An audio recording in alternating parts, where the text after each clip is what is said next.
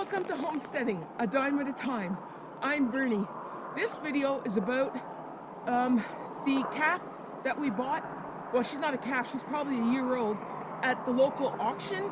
And it's really just about what happened, like how we came to buy her and how we got her home. Because we don't actually own a truck and a horse trailer or a cattle trailer. I'm filming this 3 days after the event because I forgot to film the opening. Don't kill me about that one. So, welcome to the channel. If you like the video, please subscribe and like the video. And if you have any questions, post it in the comments below. Thank you very much for watching and have a great day.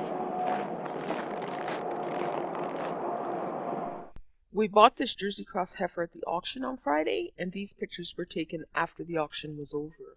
As I relate the whole story as to buying Cassie, that's what we named her, Cassie, you will see how we did this a dime at a time, so to speak.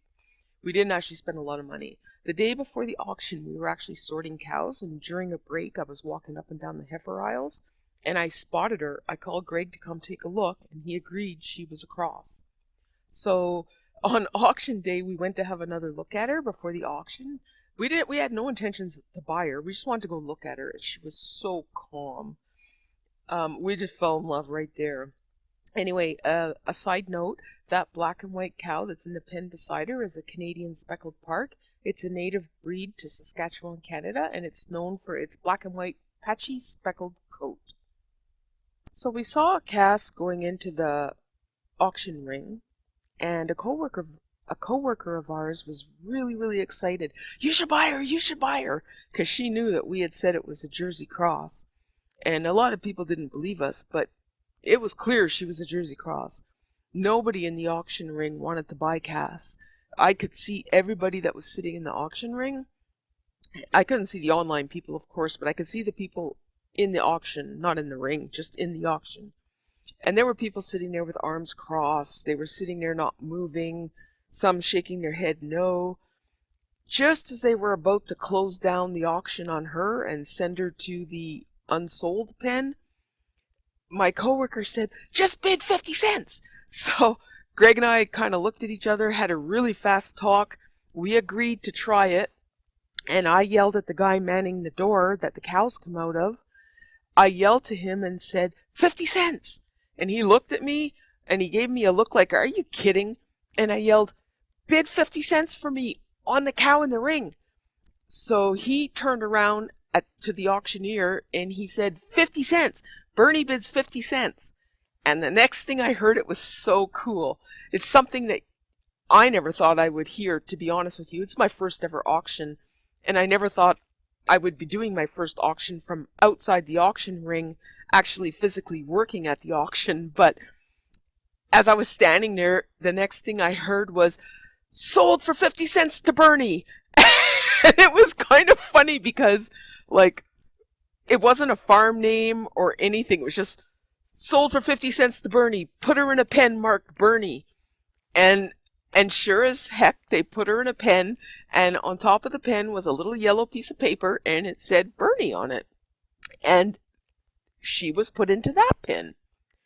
After the auction, after we were done everything we had to do and we were all done, we went over to her pen, and that's where the pictures came from in the front. We took pictures of her and we were talking to her, and then we went in and we paid for her and we did all the paperwork that had to be done for her. Now, going back a bit into that story, we had no way to transport this cow home.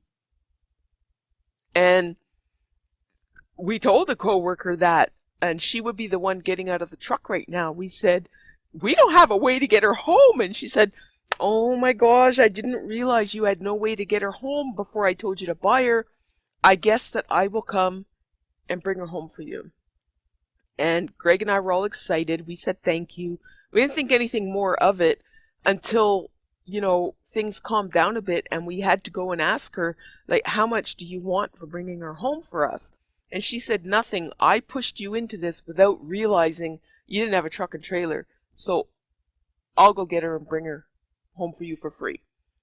Now, please understand that she lives an hour and a half from the auction site. She works it with us. She's a really nice person. But an hour and a half she traveled to pick up that calf for us and bring it to our place.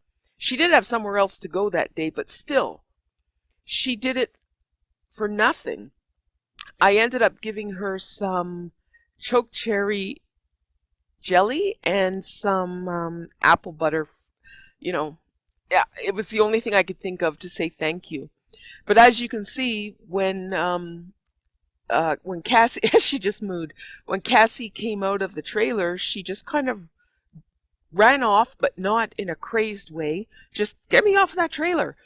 And, she was walking around and just looking around, and she sniffed the other cows. And we did all of this on a dime. Like, seriously, we paid $193, including taxes, for Cassie. And look what we have. We have a potential milk cow. We now have another cow that can give us either a steer or a heifer. If it's a steer, we can raise him for beef. If it's a heifer, we can raise her up as a milk cow. So this is a win-win situation. Now, when you're farming on a dime, these are things you have to think about. You want cattle. How do I get them home? I don't have a truck and trailer.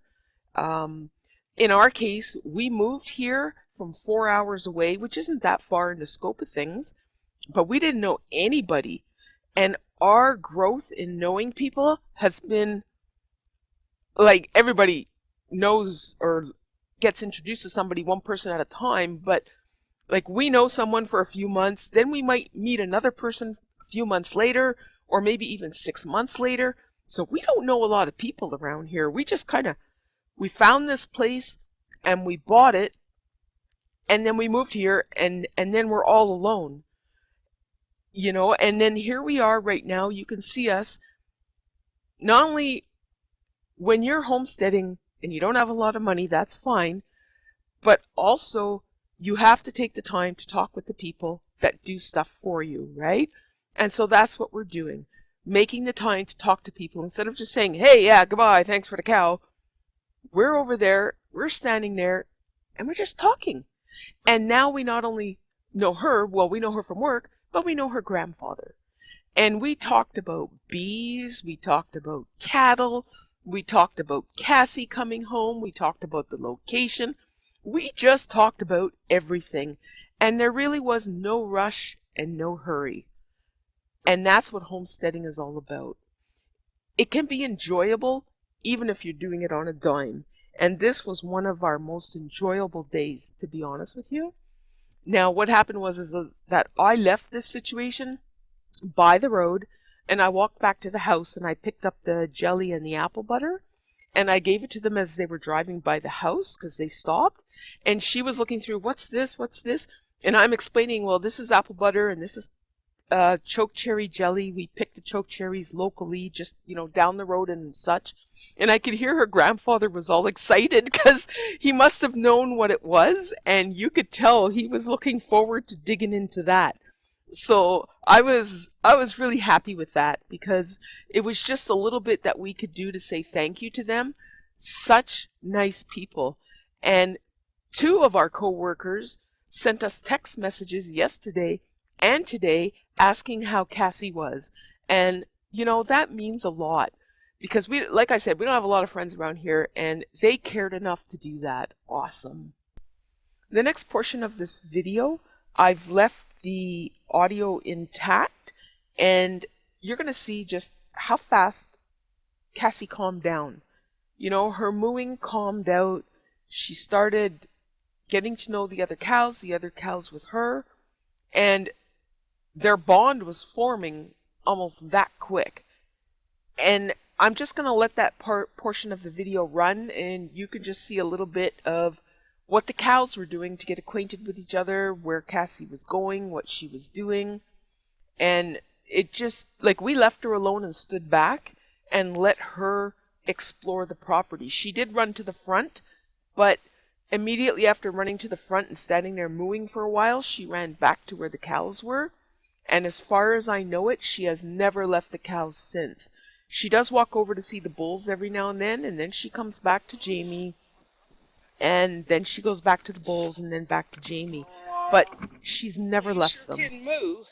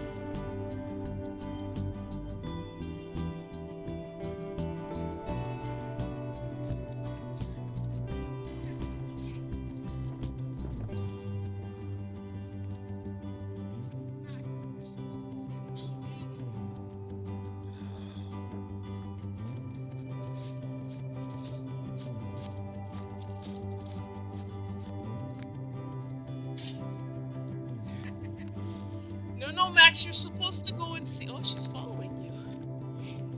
Okay.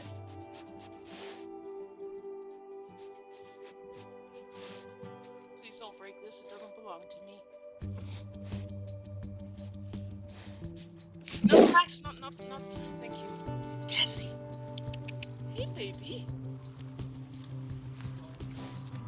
Thought you wanted to call her Cassie.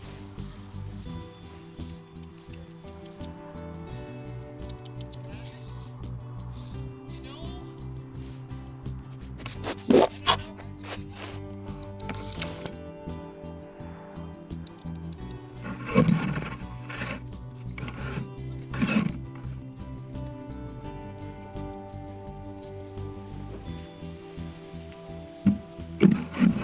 I don't know. Max!